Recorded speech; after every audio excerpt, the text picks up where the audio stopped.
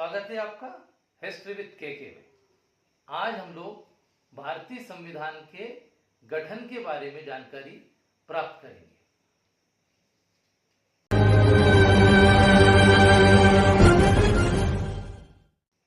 तो पहले हम यह देखेंगे कि संविधान का सभा का जो गठन हुआ था। भाई, संविधान बनाने के लिए सबसे पहले एक संविधान का गठन किया गया।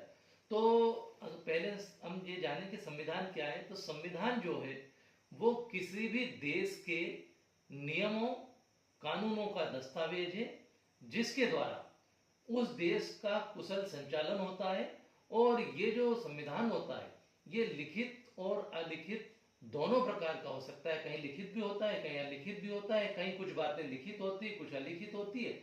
लेकिन भारतीय संविधान की जहां तक बात करें तो भारतीय संविधान विशाल है और पूरी तरह से लिखित संविधान है। गठन की तैयारी देखें हम। भारतीय संविधान जब बना तो इससे पहले की तैयारी देखें कि सबसे पहले भारतीय संविधान का जो गठन किया वो 1946 के जो कैबिनेट मिशन था उस कैबिनेट मिशन योजना के अंतर्गत इसका गठन किया गया था। और इसमें कहा गया था कि संविधान निर्माण के लिए एक संविधान सभा का गठन परोक्ष निर्वाचन के आधार पर किया जाए। अब संविधान का गठन कैसे हुआ? तो भारत के अनेक प्रांतों में 1945-46 की सर्दियों में चुनाव हुए थे और कैबिनेट मिशन योजना के अनुसार जुलाई 1946 में संविधान सभा में कुल 389 सदस्यों में से प्रांतों के लिए निर्धारित 292 सदस्यों के स्थान को मिलाकर कुल 296 सदस्यों के लिए चुनाव हुए। इनमें कांग्रेस के 208, मुस्लिम लीग के 73 और 15 अन्य दलों के स्वतंत्र उम्मीदवार निर्वाचित हुए। अब यूं मान लीजिए कि इसके गठन के 3 चरण।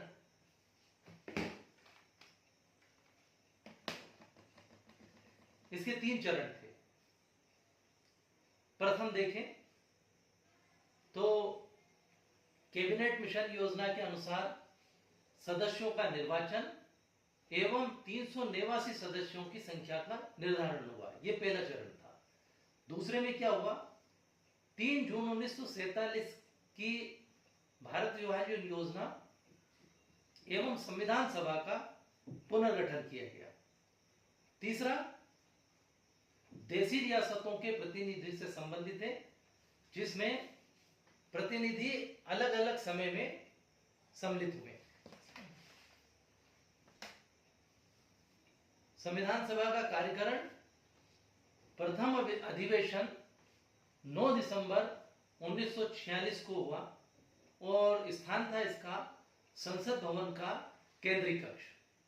इसमें कुल जो सम्मिलित सदस्य थे वो 210 थे। इसमें क्या हुआ?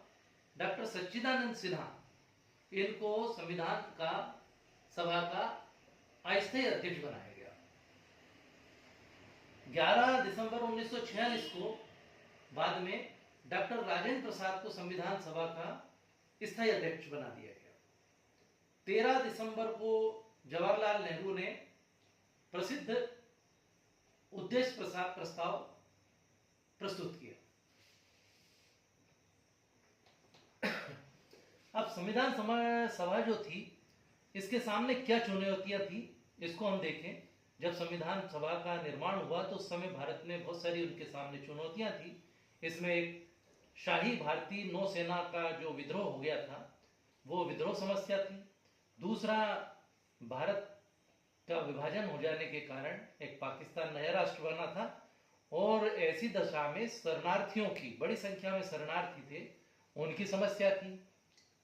देशी रियासतों की समस्या थी क्योंकि अंग्रेज जाते जाते नए तरह के बीज बो गए थे कि जो रियासतें भारत में शामिल होना चाहे भारत में हो जाए, जो स्वतंत्र रहना चाहे वो स्वतंत्र रह सकती है और जो पाकिस्तान में जाना चाहे वो जा सकती है। तो इस तरह की एक देशी रियासतों की समस्या थी।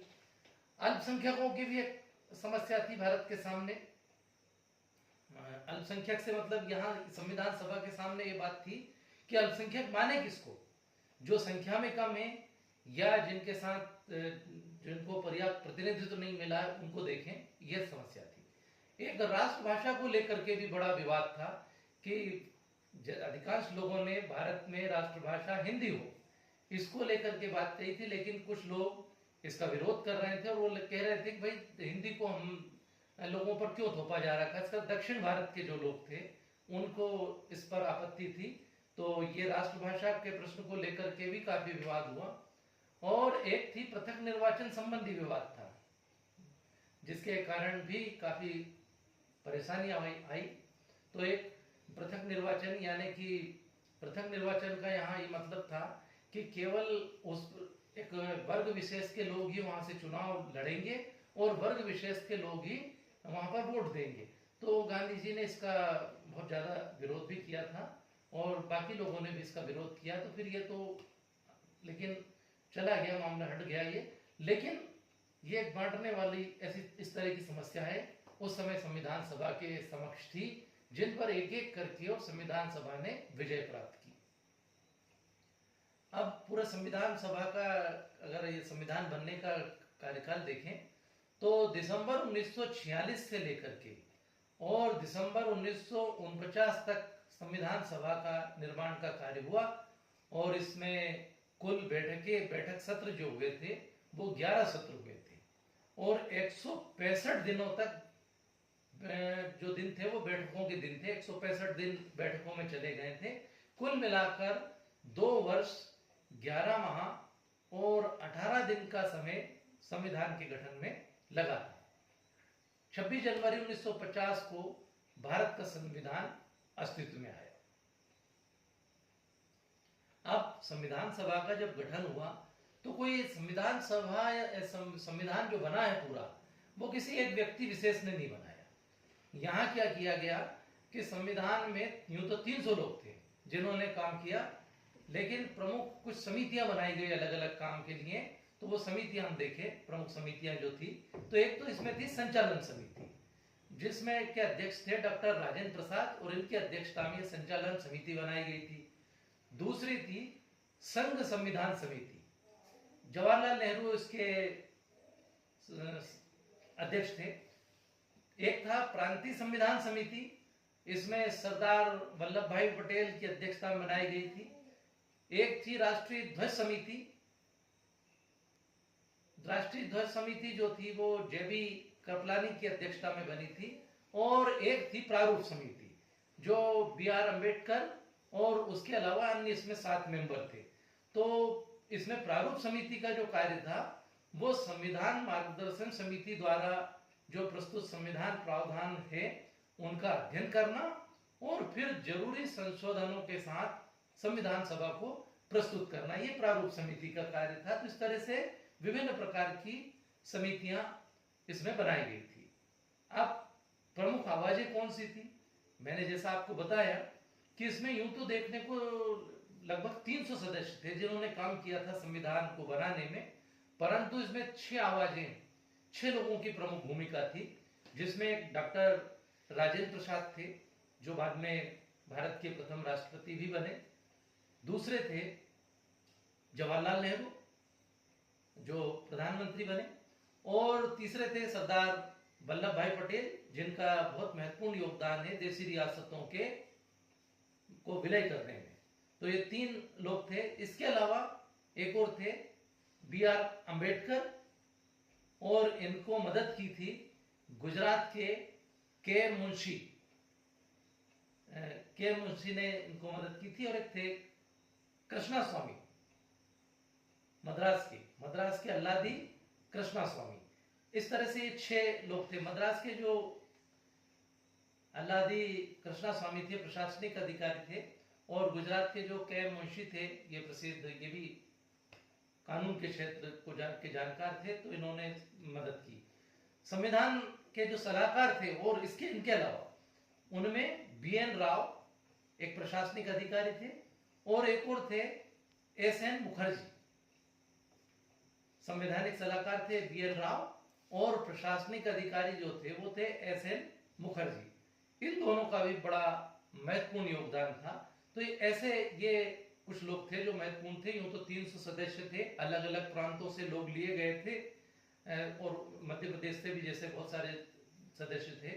तो इन सब ने मिलकर के दूसरे देशों के संविधान का अध्ययन किया जहां बन चुके थे, और बनने के बाद यहाँ भी जनता से राय ली गई, आगे उसमें क्या संशोधन हो सकते, क्या होगा, इन सब पर चर्चाएं की, और तब जाकर के देश का संविधान तैयार हुआ। आशा है मेरे आज की इस वीडियो से आपको संविधान के गठन के बारे में जानकारी मिल गई होगी। और मैंने इससे पहले भी संविधान पर विशेषताएं और अन्य राष्ट्रपति के अधिकार, प्रधानमंत्री के अधिकार, चुनाव कैसे होता है आदि पर वीडियो बनाई हुई है, वो आप देख सकते हैं। यदि ये वीडियो अच्छी लगे तो प्लीज इसे लाइक करें, शेयर करें। Thank you very much.